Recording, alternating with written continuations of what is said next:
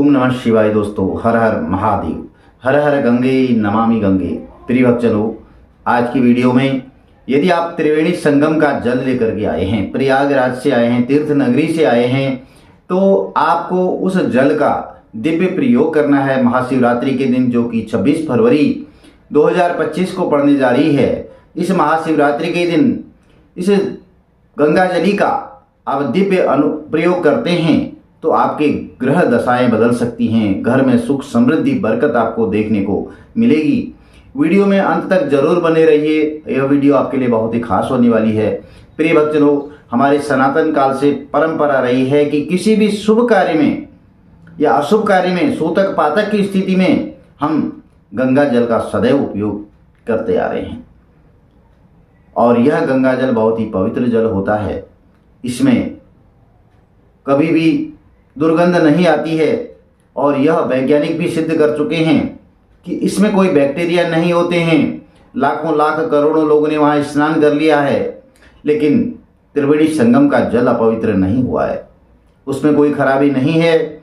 आप मीडिया में भी आप समाचार सुनते होंगे, लेकिन गंगा जल में जो है कोई खराबी नहीं है। वहाँ दुनिया भर के लोग स्नान करने जा रहे हैं, इस पवित्र संगम में डुबकी ले रहे हैं। तो प्रिय भक्तजनों, 26 तारीख 2025 महाशिवरात्रि के दिन यदि आपको सौभाग्य मिल रहा है तो आप गंगा जल में डुबकी लगा सकते हैं। गंगा मैया का स्मरण करते हुए, हर हर गंगे नमामि गंगे बोलते हुए। यदि आपके आसपास में तीर्थराज प्रयाग पड़ता है और महाकुंभ की नगरी पड़ती है, तो उस सरोवर घाट में आप कहीं पर भी स्नान कर सकते हैं।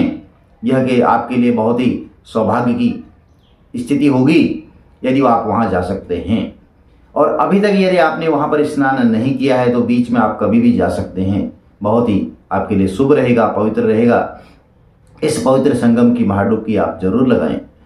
यदि आप ऐसा नहीं कर सकते हैं तो आप किसी के द्वारा मंगा सकते हैं। यदि आप वहाँ जाने में असमर्थ हैं तो गंगा जल घर में ला सकते हैं।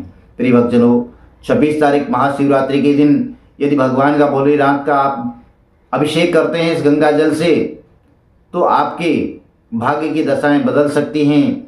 आपको यदि आप सरोवर नगरी में गए हैं या किसी भी तीर्थ नगरी में गए हैं तो वहाँ पर हर हर गंगे नमामि गंगे बोलते हुए आप माँ गंगा का जयकारा करते हुए आप गंगा नदी में स्नान करें।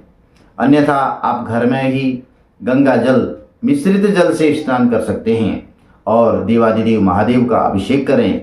आपकी मनोकामनाएं जरूर पूर्ण होंगी। प्रिय भक्तजनों, यह गंगा जल पवित्र जल होता है। यदि आपके घर में कोई सूतक पातक की स्थिति है तो उसमें भी आप गंगा जल उपयोग करते हैं, या अपवित्र नहीं माना जाता है। देखिए, बाकी सामग्री जो भी होती हैं वह अपवित्र हो जाती हैं ऐसे स्थिति में, सूतक पातक की स्थिति में, लेकिन केवल गंगा जल ही ऐसा जल है जो अपवित्र नहीं होता है। अब इसको आपको क्या करना है, जब त्रिवेणी संगम से आप इस तरह से गंगा जल लेकर के आए हैं, वहाँ पर आपको ताम्र पात्र नहीं मिलता है, वहाँ प्लास्टिक का ही ऐसे बर्तन मिलता है, तो आप प्लास्टिक के बर्तन में वहाँ से गंगा जल लेकर के आए हैं। और प्राचीन काल में इसको ताम्र पत्र में भी, तांबे के जो बर्तन हैं इनमें संरक्षित रखा जाता था, क्योंकि प्लास्टिक तब था नहीं ज़्यादा, तो ताम्र पात्र में ही संरक्षित रखा जाता था। और आज की तरह आसान नहीं था कि आप तुरंत गंगा जल उपलब्ध हो जाए। आज आपको मार्केट में, दुकान में भी अवेलेबल हो जाता है, लेकिन पहले ऐसा नहीं था। तीर्थ नगरी से ही गंगा जल लेकर के आया जाता था और वर्षों वर्ष तक जो है इसको घर में ही संरक्षित रखा जाता था। किसी भी शुभ कार्य करने में इसका उपयोग किया जाता है, अशुभ कार्य की स्थिति में भी इसका उपयोग किया जाता था और अभी भी किया जाता है। तो प्रिय भक्तजनों, आज आप आसानी से गंगा जल आपको हर जगह उपलब्ध हो जाता है। तो पहले ऐसा नहीं था, लोग तीर्थ नगरी से गंगा जल लेकर के इसे ताम्र पात्र में ही संरक्षित रखा करते थे, क्योंकि वह बहुत ही शुद्ध होता है और उसमें कोई परेशानी नहीं होती है, खराबी नहीं होती है, कोई दुर्गंध नहीं आता है। 10 साल से भी आपके घर में अभी गंगा जल होगा, लेकिन नॉर्मल आप जल रखते हैं तो वह खराब हो जाता है। इसलिए यह गंगा महिमा की है, गंगा मैया की महिमा है कि उसमें जो है कोई भी खराबी नहीं होती है। प्रिय भक्तजनों, आपके घर में यदि पितरों का श्राद्ध है, तर्पण है और कोई भी शुभ कार्य, शादी, विवाह, यज्ञोपवीत, मुंडन आदि कोई भी कार्य होते हैं तो उसमें सदैव आप गंगा जल का उपयोग करते हैं और करना भी चाहिए। यदि आपके घर में कोई सूतक पातक की स्थिति होती है तो गंगा जल अपवित्र नहीं हो जाता है। इस बात का भी आपको ध्यान रखना है। तो गंगा जल आप जब त्रिवेणी संगम से लेकर के आए हैं तो इस जल को आपको सबसे पहले उसका पूजन करना है। रसोई घर में आप लेकर के जाएं उसको, वहाँ पर माँ अन्नपूर्णा का वास होता है। उसके बाद आप उसको घर के मंदिर में संरक्षित रख दें, क्योंकि रसोई घर में क्या होता है, कई जगह लहसुन प्याज इत्यादि तामसिक भोजन भी बनाया जाता है। तो आप जो है मंदिर में रख देंगे तो वह शुद्ध स्थान है, वहाँ पर आपको इसको रखने में कोई परेशानी नहीं होनी चाहिए। वहाँ से ला करके आप इसका पूजन करें। यदि गंगा की माटी लेकर के आए हैं, रेती लेकर के आए हैं, देखिए वहाँ पर क्या है, आपके लाखों लाख ऋषि मुनियों ने जो है वहाँ स्नान किया है, तो वह तपस्थली की जो है जो माटी आप लेकर के आए हैं, रेत गंगा की रेती लेकर के आए हैं, उसको आपको घर की शुद्धि के लिए, यदि आपका व्यापार करते हैं, आप व्यापारी हैं और व्यापार में बरकत नहीं हो रही है, तो उस गंगा जल और गंगा की माटी जो रेत लेकर के आए हैं, रेती लेकर के आए हैं, उसे आप उस दुकान के चारों कोनों पर रख दें। ईशान कोण, अग्नि कोण, नैऋत्य कोण और वायव्य कोण, इन चारों कोणों में रेती रख दें थोड़ा थोड़ा सा, और गंगा जल छिड़क दें।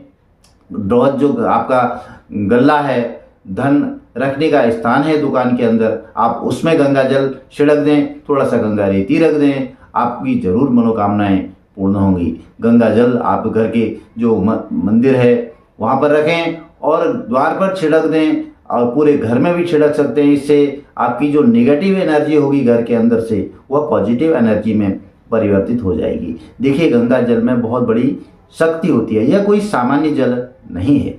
गंगा जल एक शक्तिशाली जल है। इसे आप घर में उपयोग करते हैं, घर के द्वार पर छिड़कते हैं, घर में सुख समृद्धि बनी रहती है। घर के कोनों पर छिड़क दें, ईशान कोण में, अग्नि कोण में, नैऋत्य कोण में, वायु कोण में, घर के चारों कोनों पर छिड़क दें, हर कमरे में छिड़क दें। देखिए प्रिय भक्तजनों, गंगा जल अपने आप में पवित्र होता है और जहाँ पर भी उसके छींटे पड़ते हैं एक पॉजिटिव एनर्जी का संचार होता है। इसलिए गंगा जल को जो है पवित्र माना गया है।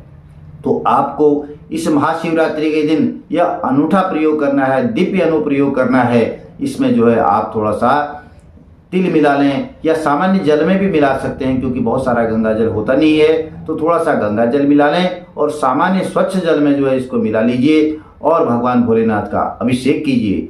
हर हर महादेव कहते हुए आप भगवान भोलेनाथ का यह दिव्य अभिषेक करते हैं तो आपकी मनोरथ महाशिवरात्रि के दिन जरूर पूर्ण होती हैं। प्रिय भक्तजनों, आप बेलपत्र समर्पित करें, धतूरा समर्पित करें, पंचोपचार, षोडशोपचार, यदि आपने भस्म बना रखी है बेल की, भस्म समर्पित करें। यह बहुत ही लाभकारी होती है और इससे मनोरथ अवश्य पूर्ण होते हैं। तो यह महाशिवरात्रि के दिन आप दिव्य अनुप्रयोग करेंगे तो आपके घर की दशा और दिशा बदलते आपको देर नहीं लगेगी, क्योंकि देवादिदेव महादेव हैं, वह सबकी मनोकामनाएं पूर्ण करते हैं। आप सच्चे मन से, सच्चे भाव से, हृदय से भगवान का स्मरण करते हैं तो आपकी मनोकामनाएं अवश्य पूर्ण होती हैं। देखिए भगवान तो भाव के भूखे होते हैं।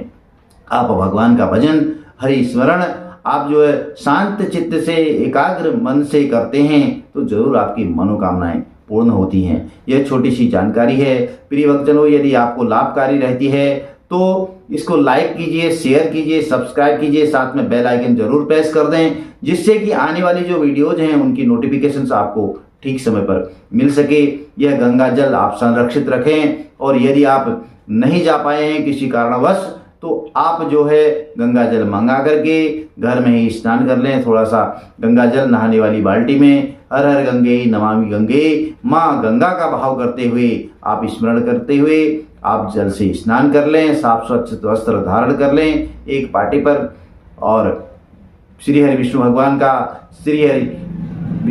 के साथ साथ में भगवान भोलेनाथ की आराधना करें। आपकी मनोकामनाएं जरूर पूर्ण होंगी। आप जो है विग्रह स्वरूप आप अपने घर में आसन दें और उनका पंचोपचार, षोडशोपचार, यदि घर में आपका शिवलिंग है, नहीं तो आप माटी का भी शिवलिंग बना सकते हैं, रेत का शिवलिंग बना सकते हैं, पार्थिव शिवलिंग बना सकते हैं, उनका पूजन कर सकते हैं। पंचोपचार, षोडशोपचार जैसे आपके पास सामग्री है, रोली, मोली, चंदन और सुपारी हो गया, इलायची, लौंग, जो जो चीज़ें आपके घर में उपलब्ध हैं, भगवान भोलेनाथ का, गणपति गजानन महाराज का पंचोपचार षोडश पूजन करके आप जो है अभिषेक करें।